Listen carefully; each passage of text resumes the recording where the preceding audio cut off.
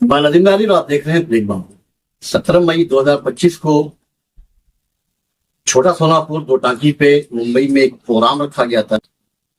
ये प्रोग्राम था all India Sunni Jamiat Ulama Hind की तरफ से और रजा अकेडमी की तरफ से वक्फ अमेंडमेंट बिल के खिलाफ एक पब्लिक मीटिंग थी। इसमें चीफ गेस्ट की हैसियत से आम आदमी पार्टी के सांसद संजय सिंह आए। काफी पुरजोर अंदाज में संजय सिंह ने वक्फ बिल की मुखालफत करते हुए पब्लिक को इस बात को समझाया और उनको गाइड किया कि वक्फ अमेंडमेंट एक्ट क्या है और उसकी मुखालफत क्यों की जा रही है।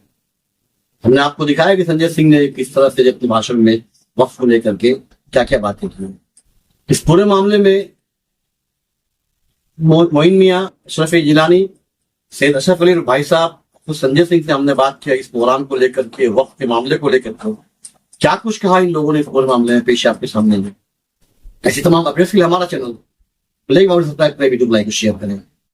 आज ऑल इंडिया सुन्नी जमीयतुल उलमा ने और रजा एकेडमी ने जो है वो संविधान बचाओ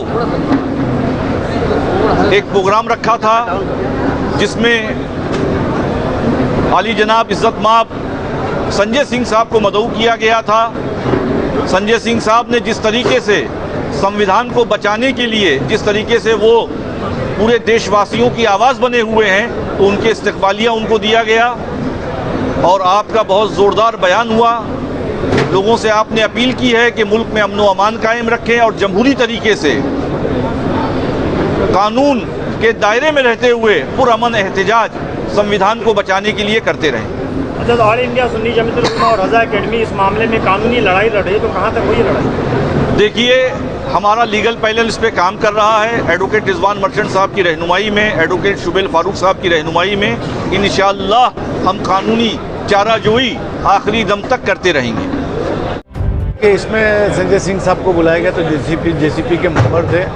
मुसलमानों को, हमारी कम्युनिटी को पूरी तरीके से जो चीज़ें नहीं मालूम थी उसको डिटेल से उन्होंने रखा कि संविधान के दायरे में हमको लड़ाई लड़ना और संविधान में हमारा अधिकार है। ये ज़बरदस्ती जो है बीजेपी गवर्नमेंट हमेशा मुसलमानों को तंग करने के लिए कोई नई नई चीज़ें लाती है। और आज संजय सिंह ने जिस तरीके से खुलासा किया है, ये सच्चाई बताता हूँ, मैं भी एक पॉलिटिकल आदमी हूँ, मुझे भी कई चीज़ें नहीं मालूम थी जो आज खुल गई है। अब मैं भी इस बात को बहुत अच्छी तरीके से रख सकता हूँ।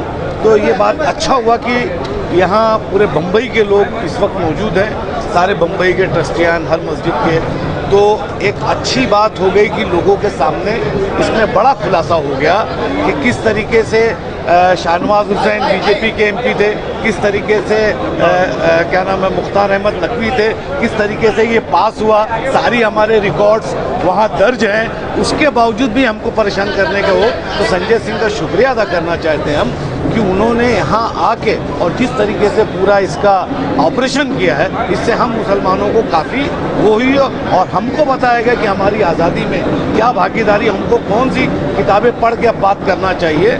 इन जो भाजपा के जो टट्टू लोग हैं और जो इनके जो लिखने वाले लोग हैं, इनको जवाब दें।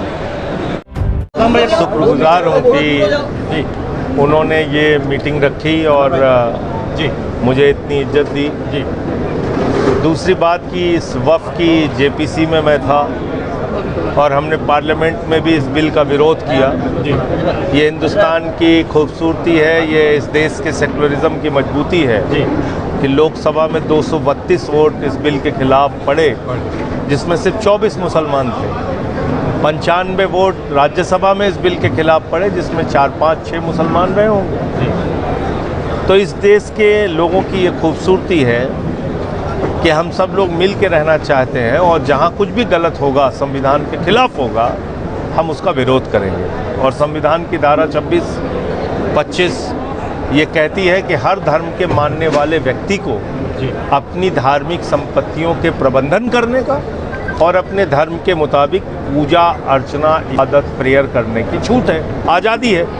तो वो हक हमसे कोई छीन नहीं सकता। दूसरी बात, इस बिल में बहुत सारी ऐसी बातें लिखी हुई हैं जिसका न तो कोई सिर है न कोई पाँव है। इस बिल में लिखा हुआ है कि 5 साल तक प्रैक्टिसिंग मुस्लिम है वही दान कर सकता है। अब दान करने के लिए भाई कौन सा कानून ये कहता है पूरी दुनिया में कि आपको दान करने के लिए धर्म के रीति रिवाजों का पालन करना ज़रूरी है?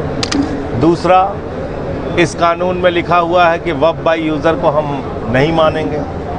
वक्फ बाय यूज़र का मतलब है कि कोई संपत्ति मस्जिद के रूप में, दरगाह के रूप में, कब्रिस्तान के रूप में, मदरसे के रूप में अगर वर्षों से इस्तेमाल हो रही है तो आप उसके लिए एक नया विवाद पैदा करेंगे, गैर मुस्लिम को बोर्ड में रखेंगे।